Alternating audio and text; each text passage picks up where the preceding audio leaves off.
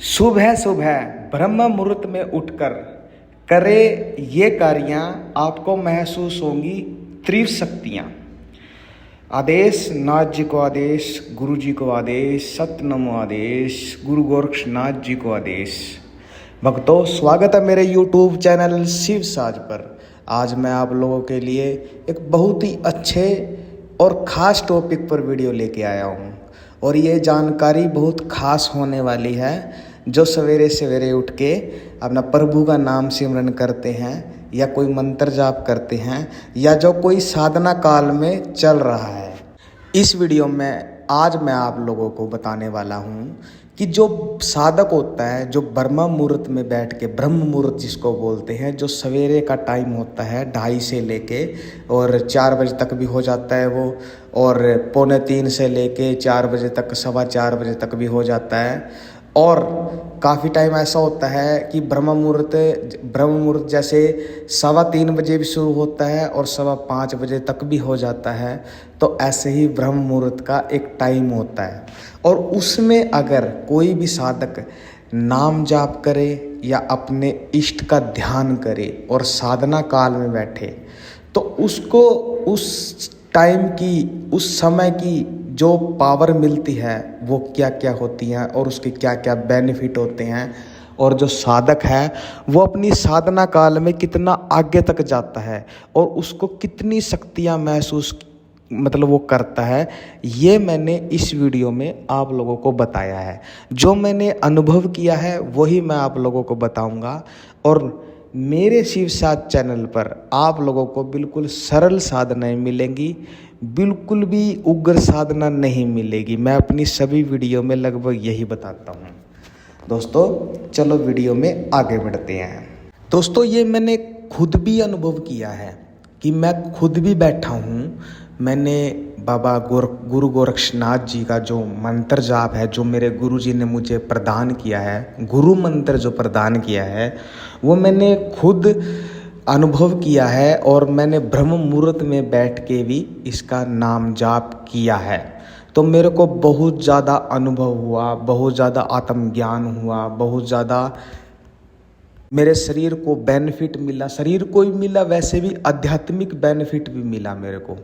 और यही मैं आप लोगों के साथ आज शेयर करूंगा। देखिए, अगर कोई भी साधक है जो नियम से बाबा जी की या किसी भी देवता की, इष्ट की, अपने इष्ट की, कुल देवता की, किसी की भी, चाहे वो हनुमान हो या शिव हो या माता हो या कोई भी हो गया, उसमें क्या होता है, तो नाना प्रकार के जो देवते हैं, नाना प्रकार का मंत्र भी होता है फिर उनका।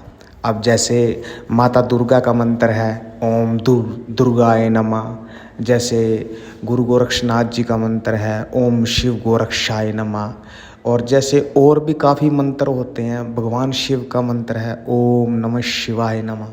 तो उसमें क्या होता है, ये जो गुरु ने दिया है हमारे को मंत्र, और अगर हम नियम से ब्रह्म मुहूर्त में बैठकर, क्योंकि ब्रह्म मुहूर्त में क्या होता है, जो ऊपर आसमान में जो ब्रह्मांड की जो किरणें होती है ना, जो ताकत होती है, वो जो रूहानी जो ताकतें होती हैं, ईश्वरीय ताकत होती है, आध्यात्मिक जो शक्तियाँ होती हैं, वो हमारे सिर का जो ओरा होता है ना, जैसे हम आसन पर बैठते हैं, जो सिर का ओरा होता है, तो वो हमारे सीधा अंदर, सिर के अंदर से जाता हुआ हमारी रीढ़ तक पहुंचता है।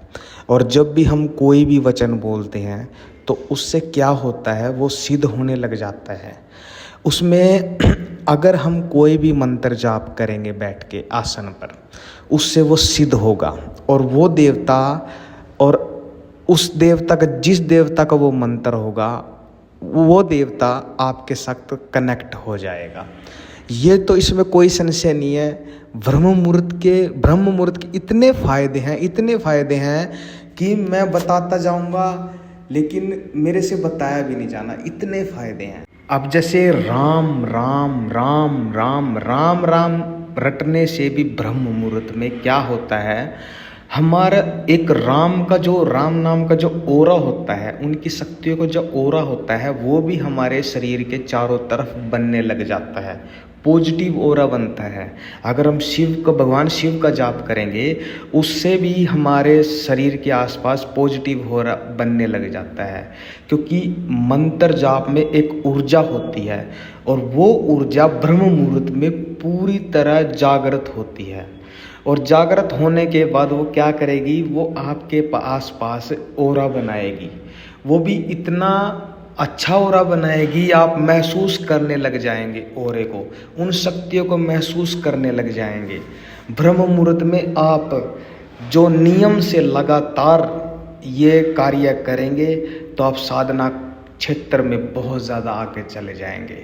और अगर आपकी कोई विश है तो ये विशडम का भी काम करता है, ये विश भी पूरी करता है। जैसे अब राम का नाम हम लेंगे, जैसे राम राम राम राम करेंगे तो उससे जो हमारी मन की जो कामनाएं हैं वो भी पूर्ति होती हैं, क्योंकि हमें पॉजिटिव एनर्जी मिलेगी तो हमारे अंदर पॉजिटिव थॉट ही आएंगे, हमारे शरीर में एक पॉजिटिव ऊर्जा बनेगी। और पॉजिटिव ऊर्जा बनेगी तो हमारे सारे काम अच्छे होंगे और हमारी विश भी पूरी होगी, क्योंकि हमने समय ही ऐसा चुना है जिससे सारी शक्तियां ब्रह्मांड की जागृत होती हैं। वो सोई हुई नहीं है, वैसे तो सोई हुई किसी भी समय नहीं होती, क्योंकि वो ईश्वर है, वो एक तत्व है ओनली। निरंकार का हम नाम ले रहे हैं, निरंकार है जो, निरंजन है जो, मतलब उसकी शक्ति का कोई तोड़ नहीं है इस धरती पे। और जब हम उनके साथ कनेक्ट होंगे ना तो विश भी तुरंत पूरी हो जाती है। तो नियम से हमारे को एक सच्चे मन से ब्रह्म मुहूर्त में उठकर सवेरे, ज़्यादा टाइम नहीं, अगर ज़्यादा टाइम नहीं लगता है, जैसे अब 15-20 मिनट या 5 मिनट भी अगर हम ब्रह्म मुहूर्त में, अगर वैसे हम और टाइम अगर हम 1 घंटा जाप करेंगे तो हमारे को रिजल्ट यही कोई मिलेगा, 1 गुना 2 गुना 10 गुना मिल जाएगा, हद से हद। लेकिन ब्रह्म मुहूर्त में जो नाम जाप करते हैं या कोई मंत्र जाप करते हैं तो उसका फल 1000 गुना मिलता है, इसमें कोई संशय नहीं है। ये तो पुराणों में भी लिखा हुआ है, क्योंकि उस वक्त जो ग्रहों की एक्टिविटी होती है वो भी बिल्कुल जागृत होती है।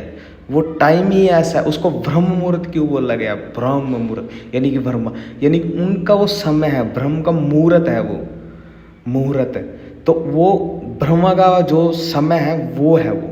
और उस टाइम में अगर हम कोई कार्य कर रहे हैं या कोई मंत्र जागृत कर रहे हैं तो उसमें सफलता निश्चित तौर पे मिलती ही मिलती है।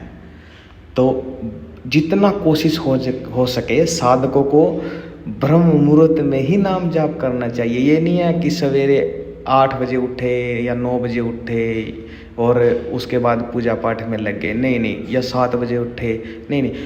साधकों को तो जो भक्ति करता है उसको तो ब्रह्म मुहूर्त में उठना जरूर चाहिए।